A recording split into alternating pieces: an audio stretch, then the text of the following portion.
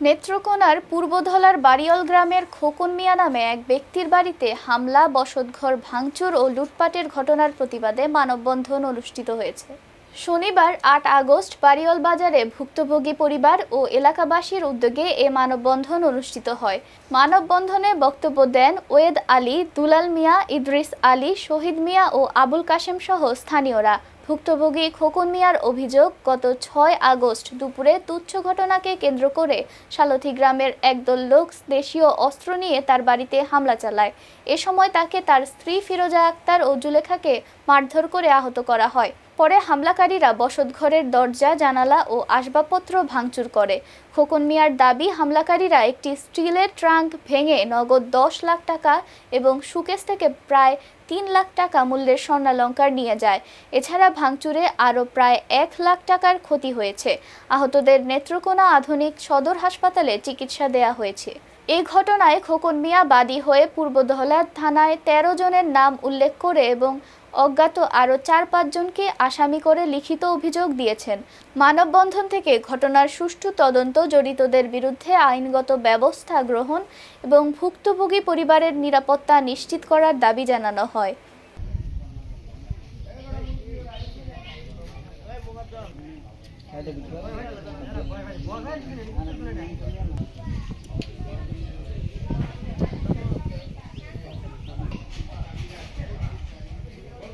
ঘটনাটা আমার ভাইয়া গেছিল নেত্রকোনা রড সিমেন্টে কিন্তু আনতেছে না, তো এক গোসল গেছে, নামাজের টাইম গেছে, নামাজ পড়বো জোরে আইসে আয় হাতে দেখে ৩-৪ জনে বাইরে বাড়ি হচ্ছে। বাইরে বাড়ি করলে এর মধ্যে মেয়ে কইছে কি হয়েছে, কইতে হান্দায় ধরে আছে, দেখে ও ৮-১০ লোক। অবস্থা খারাপ। আর টাকা পয়সা, স্বর্ণ অলংকার প্রায় এসব মিলে ২০ লক্ষ টাকার মতো হইব। সব আমার চিন্তা করে লিয়ে গেছে। এখন আমি অসহায়, আমার ঘর তোলার জন্য টাকা আছে। খুব সরল মানুষ, গরিব মানুষ, কাজ কাম করে চলে, এর ফুল আনো খুব ভালো। কিন্তু এই যে সাল দেজা তারা নিজেরা পারিবারিক একটা সামান্য একটা ঘটনা লইয়া ওরা করছে কি, এই যে তার ভাই সকল আনাইছে, চাচারা আনাইছে, ওরা আসলে সন্ত্রাস। এরা কিছুদিন আগে একটা নাগান একটা ছেলে ধরে লই আইছে। হয়েছিল পিচ্ছি পোলাফান নিয়ে।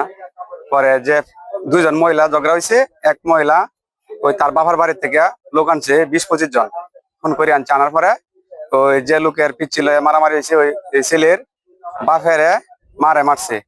হ্যাঁ, এটা তো অন্য গ্রাম থেকে গ্রামে লোক আইনা ফোন করে আনার এটা দরকার ছিল না। আমাদের যে সমাজে সবাই নিয়ে বৈশা এটা সমাধান করা যাইতো। শালতি থেকে লুকায়া এই বাড়ি লুটপাট করিয়া, এই ভাঙচুর করিয়া, মারিয়া ধরিয়া টাকা পয়সা নিছে, যোগাল যন্ত্র নিছে। আমরা আজকে দাঁড়াইছি, এইটার আমরা সুস্থ বিচার চাই। আমরা সবাই গ্রামের এক কথা হয়ে দাঁড়াইছি। এটা ১০০ লোকই এটা সাবুডার।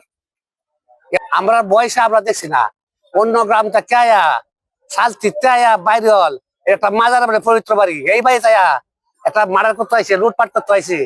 এইটার বিশ্বাস চাই, আর কিছু বিশ্বাস চাই না।